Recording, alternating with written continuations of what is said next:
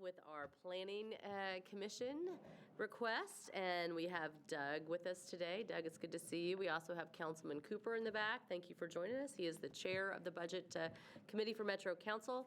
I know you brought a couple of folks with you. I'll let you take a moment and introduce them in a second. I do want to just remind the viewers who are at home watching that we are more likely to hear requests for funds over the next few days than we have revenue for. So we're going to have a lot of requests and probably not as much revenue as we need to support all the requests. So I just want to make sure that the viewers at home know that we will be identifying the requests that come through and making sure that we're allocating the dollars in accordance with the best outcomes for Nashville taxpayers. So with that in mind, I'm sure you have a funding request. Doug Sloan, please introduce who you have with you. To my left, I have Greg Atkins. He's the chairman for the commission. Nice to see you, Greg. Nice to see you, Mayor. To my right is Bob Lehman. Bob is the deputy director. Yes. George Rooker, who is our CFO, special projects, seems to be juggling about 4 or 5 hats right now for us. And Jeffrey Leach is our finance officer. Back there? Is sitting in the back. And Jeffrey keeps up with all the day-to-day finances for us. The first thing I want to do is just obviously tell you what our current budget is, and it's $4.5 million today, or for the last fiscal year. We have a special purpose fund that's made up of grants and is also revenues from mapping and GIS, and there's an advanced planning fund, which I know Talia is certainly familiar with. It's in our charter. But it's $50,000 that's always put towards that every year. And so that makes up our special purpose funds. We have 44 FTEs during this last fiscal cycle. And then we also house the Metro Planning Organization. Now, they aren't funded from the general fund. That's an organization that is funded through federal and state dollars and dues that are paid by all the local governments that are part of the MPO. The MPO has just under 15 and a half, and an operating budget is 3.7. But I do want to again point out that that's not really They're separate. They are not. We do not fund them. Right. We house them. We house them, and that is not an insignificant gift. It is not. It is not. Especially when we are so strapped for space. Sure. But I will tell you that it's a large advantage to have them right down the hallway when we're talking about transportation needs and talking about how we do transportation in a regional way, to have them located nearby. Our operating budget requests, we have 10 total FTEs that we're asking for. Most of our budget requests are in new employees. We have some capital requests that we're going to ask for as well. I'm going to run through them real quickly and then talk a little bit more about the priorities of them. Our community plans division, we're asking for 3 FTEs. Division and Doug, when you talk about those community plans, those FTEs, who would they benefit? Who would they assist? What's the opportunity for those 3 FTEs? Well, let me say that one reason that the Community Plans Division does most of our public outreach, and they also manage our land use policies. But the community outreach is probably the single largest thing that takes up their time. And in the recent years, we started working a lot closer with our other departments and other organizations, whether that's In Motion or Plan to Play, or even water services as they do public outreach. Because we have, through Nashville Next, built such a great network in the community of contacts to reach out to. And we think we found a way to really capture what the community has to say about various projects. So we've become a lot more integrated with the other departments and how they do community outreach. But it's also our land use policies, and whether we're talking about Whites Creek, where there's a strong community desire to stay rural, or whether it's the challenges that we're being faced in our urban area, and how do you introduce neighborhoods into what's already a very dense environment, or growth along our corridors, preservation of our neighborhoods, all those issues that we struggle with. Community plans really plays a major leading role in that. One of our biggest problems is, however, over the last year, in 2 people, we've lost 40 years of experience. Right. And so it's a very young division. Our land development division is also, which I'll get to in a moment, is also extraordinarily young. One of the things that's challenged us in the growth of our city is that our folks that work in community plans and in land development have become very sought after. They understand the policies, land use policies, they understand the procedures in land development, and so they're targeted quite a bit. And again, their just ability to stand up and do public speaking and to reach out to the community, they've become very desired. So with my senior division manager for community plans, Wednesday is her last day. Catherine Withers leaves us on Wednesday. Okay. And right now she's managing both community plans and design studio. We looked at, after talking to her, doing an exit interview with her, we realized that one of the things she said she struggled with was, because she manages 12 people right now, being able to be involved in each one of the projects that the people under her are working on. And because of their youth and, frankly, inexperience, it's really important for that division manager to have a more immediate role. So one of the things that we are asking for, and it's actually the number one item we have listed, is to create 2 division managers, one for design studios and one for community plans, so that that experience can be felt at a more direct level with projects that the people working in those divisions are working on. And would elevating those positions to a division head, do you think that would help us with retention? I do. So everyone that we've hired recently in both of those divisions have had master's degrees. Right. These are people who've put an extraordinary amount of time in their education to be city planners. It's what they desire to do. They have a passion for it. And if you elevate them to a point where they're managing 12 people or more, right, they're not getting to do what their passion is. And that was something I learned through that exit interview with her. And so I think that it will help with retention in division managers by allowing them to do what they're passionate about. So that's our first community plans request and our number one item on our budget. The other 2 positions are a bicycle planner and a pedestrian planner.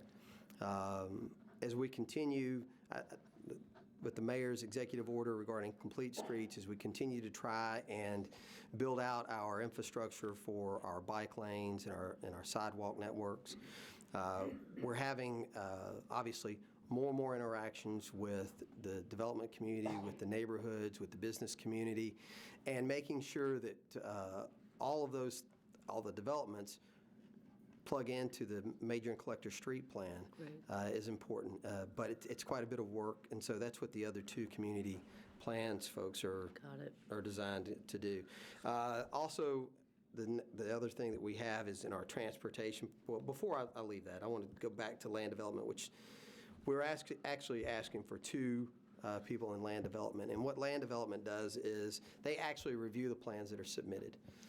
So, and I hear all the time that because of the volume of plans that are submitted, we are woefully understaffed in the ability to turn those plans around. So would this help with that? It would help with that. That's what it would go directly to. Good.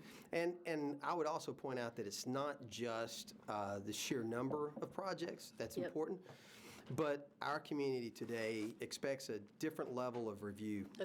They want specific plan zoning districts. They want historic overlays. Sometimes those can be in the downtown code or in redevelopment districts. But when you start to layer those regulations, it takes a level of sophistication to review a project that we just haven't seen in the past. Is there a software component that can also overlay all of those pieces so that the community has a better idea of what the pieces are when they're looking at property? You can. We already have in place our current system to be able to look at our layers, our GIS mapping system that you're able to access, that's open to the public to be able to access. You can already see those layers. But in some places, I would admit that it'd be very difficult to understand how all those regulations interact, to be able to do redevelopment and historic overlay where you want to do an SP. The specific plan zoning district alone takes a lot of just direct interaction. Because we'll require a community meeting to go out and understand what that very unique piece of property, how it interacts with the public the community that exists. And so how do we allow the development for it that reaches a lot of our objectives that we lay out in Nashville Next, but is also still sensitive to the existing community there. So the assessor earlier asked for a significant capital investment for software that would help with the assessment process. It sounds like you all have a software potentially that it would be maybe helpful if the two could actually speak to each other? Absolutely. And there's another place in here where we're actually saving some funds in the special purpose fund. That's being reduced by $317,700 this year. Okay. And one of the reasons a large portion of that reduction is because now we're working with the assessor's office Great. to do our aerials every other year. Okay, good. In So the past, good. Thank you. we would have aerials do different things for different purposes, and we were able to get with one vendor to do a flyover to do both purposes so that we're splitting those costs Good. now. Okay. So we absolutely reach out to the assessor's office and make sure that everything that we're doing helps. And one of the things that we are, and I think one of our capital requests under GIS and mapping, we're continuing to develop software, 3D software, and we hope to integrate that with our. I've seen it. It's very cool. It is very cool. And what we want to be able to do is for folks to be able to bring up parcels and be able to see the massing that would be permitted on a piece of property. Very So cool. that they understand, even before it's developed, what are the entitlements? Right. What do they look like on the ground? And so the GIS and mapping FTE that we're asking for is to try and help us with that. Do you as have to have well. the special glasses to do that? We're going to try to make it so you don't have to have special glasses, unless you want to walk through it three-dimensionally, and then yes, you have to have those, the virtual reality glasses. So, anyway, land development, to point out what we talked about just a moment ago, there are 13 people in land development. My two senior people have just over 2 years apiece in that division. My next one has I have two more people that have just over 1 year, and 9 of them have less than a year. I don't know. I think that demonstrates it about as clearly as I possibly can, the level of turnover that we've seen. And I know that in last year's budget, I talked about trying to come up with portable benefits. It's something else to offer to new employees, especially young employees right out of college.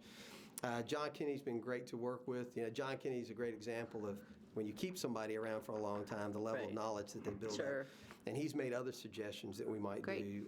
So we're going to continue to try and find incentives, especially at the 3 to 4 year mark, to try and keep employees on for longer. One of the other, and I'll get to it in capital budget requests, but when we get to that, we want to essentially remodel our offices. There hasn't been a complete remodel in over a decade. And when you walk through some of the architecture firms and engineering firms, and you see what the work environment for the folks who are doing things that are very similar to the people in our office, it's more open, a lot more collaborative spaces that are developed, so for breakout areas, for work groups. Also, as we continue to integrate more and more with Public Works, and we're having a lot of our employees work back and forth between the two offices, having some space where they can come in and land temporarily within our office, we think would be real advantageous. And we want to sit down and put together a plan to re-envision what the office space looks like and see if we can use it in a more efficient way, in a more attractive way people want to work there. Which brings me back to the operating budget and the Division of Transportation. We've asked for 4 FTEs there, a planning manager 1, planner 3, a planner 1, and an engineer 1. And this is really to focus in on our multimodal planning with Public Works that we're working closely with. I do want to take a minute to also say that we've been working more with Public Works than we ever have before. And the time that we're spending together has helped us both integrate the teams, but also specialize in some of the areas. And so there's a group of Public Works employees and a group of the Planning Department that are working on these multimodal issues together. And I think we're doing a great job of coming up with better plans for our sidewalk and our bikeways because of it. Good. Thank you. I've been, as Rich would probably be quick to point out, so I'll go ahead and do it, off and on. I've been with Metro for 20 years, and as you well know, used to be the attorney for both of those departments, and I've never seen them collaborating this well together. So, and I think a lot of that credit goes to Mark Sturtevant. He's been great to work with. Well, a testament to both of you, actually, to find the synergies between the two departments and actually figure out that it's better for Metro taxpayers if you all are collaborating. A repetition of activity doesn't have to happen, and you can be better. So thank you for that. Well, I appreciate that. Then the general administrative operational needs, we are asking for additional funding to offset the price increases for existing maintenance fees and additional hardware and software that we have. Also, funding for our membership in NACTO. And a lot of as I said, everyone that we've hired in our land development and our community plans and in design studios all have graduate degrees, and often they have associations that they're required to be members of. Yep. And so there are fees that go along with that membership as well. Moving back over into capital budget requests, I mentioned this earlier, there's office space reallocation and update. That's a large number, I realize that. It's $1 million. We worked with General Services to ask, what would it take to do what I described a moment ago, and that was the number that we were given. And we'd have a clearer picture once we're able to sit down and look at plans and put together a design. We'd have a better picture of what that number actually looks like. Community design projects. We have received accolades over what we did down on Broadway, where we showed what that space could look like if we used the parking lanes as additional sidewalk space and places for people to be able to sit down and enjoy having something to eat, but also just get some shade. That really was received well, but what we would like to do is go out and do it in the rest of the community. Go out and do it in North Nashville and Madison and Donaldson and Clarksville. We see opportunities. Our city's made up of a lot of small villages, and we think that within those villages there's a lot of opportunities to create spaces, rethink or reinvent the spaces that we have in those villages. And so the $500,000 that we're asking for is to do those projects throughout the year, like we did with the Civic Design Center and Gale Studios. And we want to continue to work with the Civic Design Center to do that. They've been a great partner for us in community design projects. An open space study. We're asking for $300,000 for an open space study as we continue to see intense growth in some of our already dense areas. We need to think about how we preserve open space. And are you working with parks on that? We are. We're working with parks on that.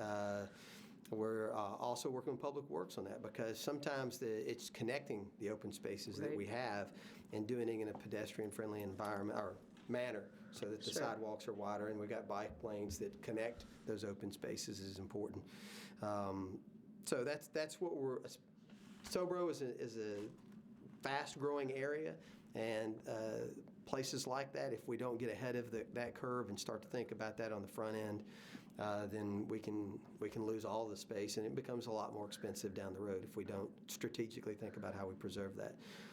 One of the things that, moving into policy just for a quick second, but one of the things that we do hope to address this next year is the potential for producing an in lieu fund instead of a requirement for open space in new development, especially in our more dense neighborhoods, because what we're getting are small pieces of open space that work more like small little courtyards, not something that's functioning as an open space for the community in that area. And if we can sit down with the development community, sit down with the property owners in some of those areas and talk about a policy that might create meaningful open space and do it through an in lieu fund instead of just small plaza type areas. Okay. We think that'd be a bigger benefit to the community at large. So two projects that recently we've had, the Capitol View, where we ended up with a piece of parcel over there that gave us some open space, correct? Right. And then the conversation with Ryman, where we were just given a new parcel out there with that's going to connect some of our green space. So I think those are really exactly. And we try to good progress that opportunities. conversation more and more, especially in our larger developments where there's possibly an opportunity to add to the Greenway, which is what Right. happened over in Capitol View. Yeah. I do also want to tell you that a couple of special topics that I wanted to go over. Okay. One is last year we increased our FTEs by 4. I want to thank you for that. That's we haven't seen that sort of increase in over a decade. How many? 4. We increased it by 4 last Good. year, Okay. and that was a significant increase, and we truly appreciate it. And we've certainly put those positions to work. One was for a grants program, and the grants.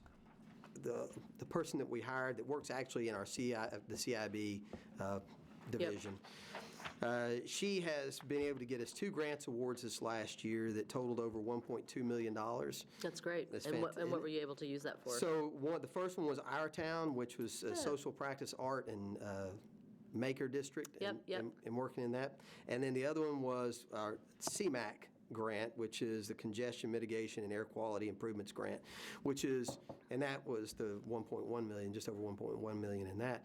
And those positions will help us to continue to reach out to the community, and we reach out with businesses about trying to get shared rides, trying to get businesses to offer up MTA cards, and doing some other things to try and cut down on the traffic as best we can. That's amazing. Erin is back there, and Erin is nodding her head very positively about She's raising the roof back there over the CMAC. Pretty grant. much. Tells me that you've been at planning too long now that you know what all those initials mean. Yeah, Oh, exactly. I have it written down right here. That makes me feel a little bit better. Exactly. We have 3 grants pending for this year, equaling $763,000 right now. There's a federal lands access program where we're trying to tie together Highway 100 and the Trace over there with some other federal properties Great. that we have in our county. We have a Safe Routes to School program that we're working on. And then Heart of the Community, which is a placemaking around the MTA Plaza. So those are 3 grants that we're currently trying to finalize, and we've submitted 5 more grants that we should see results of, or see whether we're going to be granted those by the end of FY17. And depending on how much we receive, it's grants between $1.5 million and $6.5 million. Great. So, and those, just real quickly, are resilient communities, which I know is near and dear to your heart. Yes. Active transportation program, transit-oriented development planning pilot, and mobility on demand sandbox, and tourism enhancement grants. And so that's a lot of different areas. And again, this is the one grants program employee that we were able to add to our CIB that we think she's just doing a fantastic job for us. Then, of course, we've got our capital planning. Let's talk about your capital. Do pips here. Well, This is a status report. yeah, I'm just saying where we are on the capital improvements budget. We did it as a PIP because we were coordinating in a way we've never done before between the finance department and the planning department to get information out to all the departments and gather their information in a new way. And I hope that you've seen in the budget information that our departments have been able to supply to you a more comprehensive and I think easily digestible format.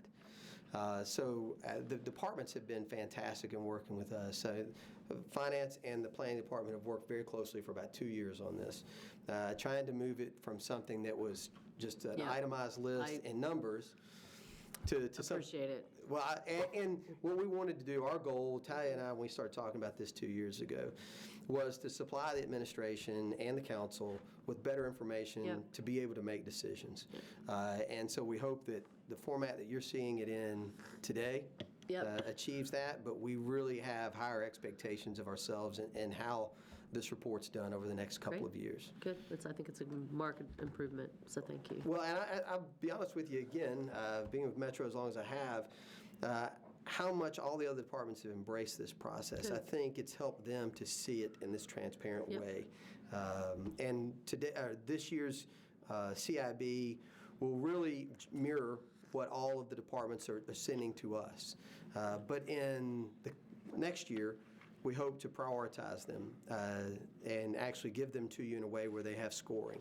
And it will start in a more broad scoring manner where they're in groups, and we'll see if we're able to in the next, the But that's year not after this year, that. that's next That's year. not this year, that's next year, as we continue to refine that.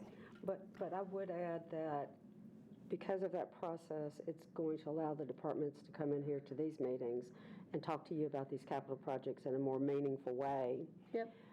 Versus in past years with these kind of wish list items. So the things that departments will be bringing to these budget discussions with you will be much more meaningful to for the community to hear about real projects now. And- Things that are in the queue. And we're also reaching out, we spent some time with Council Lady Weiner about the council wants to have a more informative and robust debate over what the different council members are suggesting being added into the CIB. And so we're working closely with her to try and develop a process this fall to allow, one, for the time, and not be caught in the budget crunch that everybody gets caught in the spring, but also the information for them to be able to look at and analyze and prioritize their own budget items, capital improvement budget items. And so she's been great to work with on that. And then also, just to note, it also is a long-term strategy issue as well. So you can see goals, you can see kind of short-term CIB, long-term CIB, something that we haven't had in a long time. And not, also, don't forget, it's in the original charter that we do this. So it's an important thing, I think, for the city from a short-term perspective and really, ongoing strategy, Mayor. So. Well, Greg, as both of us are former council members, we appreciate that any of that information that can be put into a way that's easier for council members to look at it. Well, and also I think other departments are looking through all of it and they're saying, oh, well, we can coordinate here, Exactly, we which can is the coordinate better- here, and we're doing this. Yep. And so it's really led to greater coordination. And I want to say thank you to both, our director, but also finance, Yeah. because a lot of times it was not that easy. Yeah. It wasn't Rich's fault, but it was one of those things where we, it was important. And on the council, you didn't really have a long strategy kind of document to look forward. So thank you for, Yeah, thank you. I appreciate y'all doing that for me personally. Rich? Tyler? Do you want to talk about your little revenue bump? My revenue increases? Yeah, you've got a little thing in there. That's revenue is always makes me happy. Okay. The finance director, we budgeted 1.5 million, and we came in, our actual right now is at 1.7. So that's a 13.5% over projected performance. Now, I'll be honest, I actually try to get our projection really, really close. And so I'm not happy with 13.5, and I hope we can be more accurate in what we project over the next year. But really, we actually, we think that we're going to see the same rate of increase. And so our projection for Is gonna be- 18 is really based on the last 2 years. We've seen a fairly steady increase, increase in revenues, but at the same rate. Got it. So. The only other thing I thought might be worth mentioning just really quickly is there's been some chatter about a special census. Oh, okay. Can you just touch on that for Well, I will couple tell you minutes? what, I am going to pass that off to the expert on, as I said, special projects. He gets to catch an awful lot of things. Yeah. So George There's just has been lots of caught. chatter. Well, why don't you talk first about what it is, so What that it the is. people at the viewing audience at home know what it is and why it would be important for Nashville to have it. Yes, the state of Tennessee, allows counties and municipalities to update their population count between the regular census, that every 10-year census that the Federal Census Bureau does.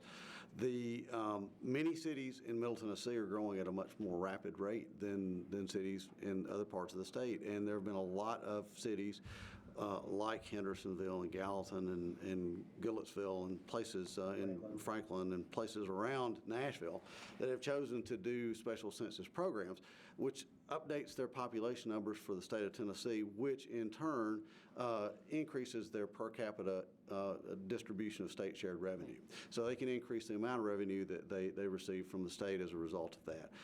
Most of these census programs have been done in smaller jurisdictions, and from talking to experts that are involved in those programs, it's a less complicated a program to conduct in an area where you have a smaller population and a less diverse housing type. So you may not have as many multifamily units, you may not have as many transient residents, you don't have as many universities with dormitories, things like that. There's a lot of issues in in larger jurisdictions that make it more complicated and perhaps more costly.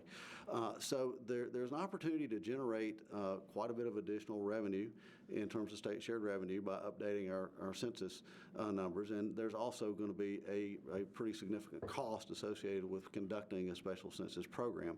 We've been working with finance to determine exactly how those state share dollars come in geographically for the county and where the population needs to be counted, first of all, to give us the greatest advantage in terms of revenue increases from a special census program. So we're looking at it, we're working on it, and we hope to have some hard, definitive information for you soon. And just because of the timing with everything, with the administration change and everything, because that has an impact. You may want to speak to that, but Yes. you won't see a specific proposal in here, but I wanted the listening audience to know that we are reviewing that.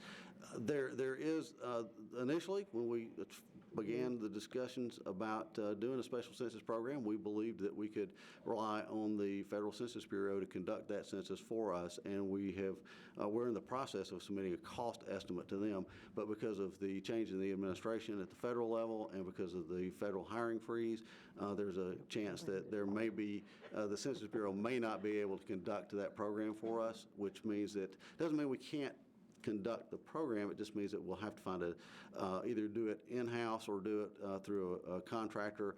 We'll have to find the right mix of resources to apply to that And project. the benefit to us is if we can actually show an increase in our numbers, that we will have a greater share of the state revenue. So really the cost benefit analysis is how much is it going to cost us to do it versus how much we're actually going to gain. Exactly. Right, So- and in all scenarios that we've run, it's a significantly higher amount of revenue than it costs. Than it costs. So yes, absolutely. Okay, great. Okay, I just want to. Yeah. Mayor, one thing I did want to point out, especially for the finance director and Rich and you, was I asked, Doug did not ask me to do this, but I asked him to gather information to look at some of our peer cities to kind of see where we are. And so if you look at Charlotte, they have 59 planning positions. You look at Austin, they have 59 positions. We have,